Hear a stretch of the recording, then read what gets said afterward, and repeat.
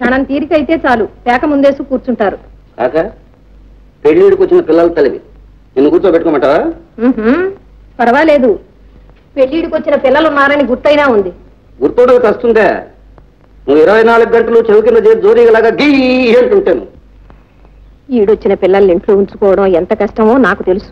కష్టమే ఉందే, వాళ్లే ఎవరినో ప్రేమిస్తారా, ప్రేమించిన వాళ్ళని పెళ్లి చేసుకుంటారు. అయ్యో మీదంతా మరీ విడ్డూరం అండి. అవునవును, ప్రేమించడం తప్పు, ప్రేమించిన వాళ్ళని పెళ్లి చేసుకోవడం అంతకన్నా తప్పు. పెద్దవాళ్ళు వెళ్ళాలి, ఆ ప్రేమ ఫుల్ స్టాప్ పెట్టాలి, వాళ్ళు సెలెక్ట్ చేసుకున్న వాళ్ళని తల్లి తరివేయాలి, వీళ్ళు సెలెక్ట్ చేసుకున్నట్టు వాళ్ళు ముందు పెట్టాలి. చెప్పడానికే తందాకా వస్తే గాని తెలియదులేండి. ఓహో, ఇంతకు పెద్దమ్మాయికి ఎక్కడైనా సంబంధం చూసారా?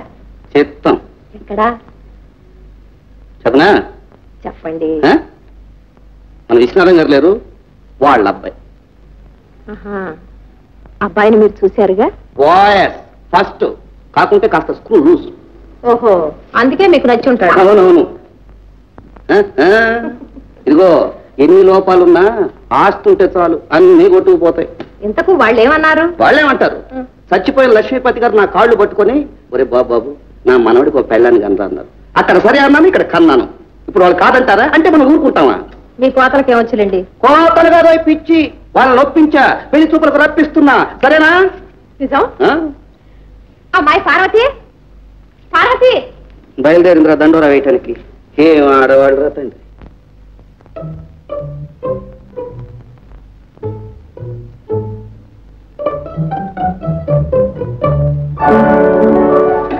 ఏమండో అక్కయ్య గారు, ఇంతసేపు ఉన్నారు? తిక్కి శంకరం గారు కబుర్లంతా చక్కగా చెప్తారా? కబుర్లో కాకరకాయలు ఊరుకో. ఆహా, నువ్వు నాకు చెప్పాలి, నేను ఆయన కబు చెప్పాలి. చెప్పు. అబ్బబ్బబ్బా, నన్ను విసిగించుకి అసలే మనసులో లేదు. నన్ను వెళ్ళని. ఏ అక్కడే వదిలేసి వచ్చావా? పోనీ ఆయన మనసునే తెచ్చుకోలేకపోయావా? ఇందు కొట్టారంటేనా? కొడతావా? కొట్టు. ఎక్కడ పెళ్ళావో అమ్మతో నిజం చెప్తావే. చూడవే అమ్మా. అమ్మెందుకే? ఏమిటరా నీ గొడవ? ఏమిటే ఇందు? అది కాదమ్మా, అక్కయ్యేమో వడ్డీదనమ్మా. నిజం అమ్మా, నన్నేమో 2 జడ్లమ్మా ఈ ఎగతాళి చేస్తుంది. నన్ను చీపు చుట్టమ్మా ఎగతాళి చేయరా? ఏమిటమ్మా నువ్వు కూడాను? ఇంకే, నా 2 జడ్లు నీకు ఇచ్చేస్తాను, నీ చీపు జుట్టు నాకు ఇచ్చి. రేపు పెళ్ళయిన తర్వాత మొగుళ్ళను కూడా మార్చుకుంటున్నాను. సరే కానీ వెళ్ళి పడుకోండి. 2 జడ్లమ్మా, నీకు చీపు ఇస్తాను.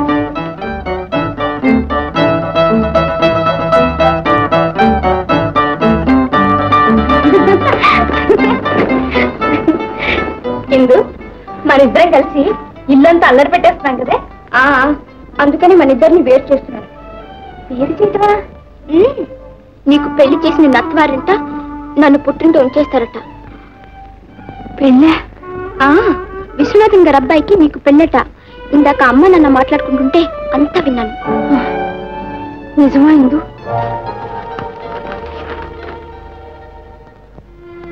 పెళ్లి జీవితానికంతా ప్రధానమైంది. ఇప్పుడు తప్పటడుగు వేస్తే బ్రతికినంతకాలం బాధపడాలి. నిజమే,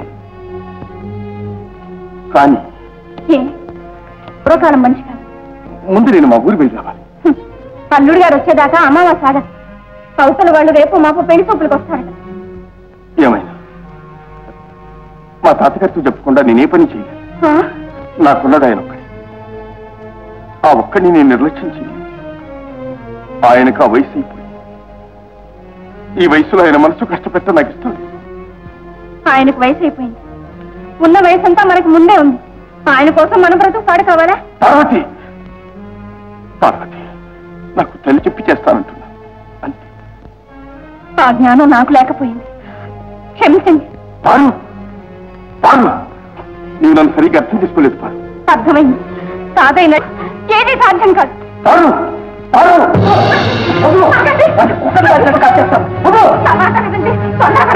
నాకే ద్రోహం తలపెడతారా?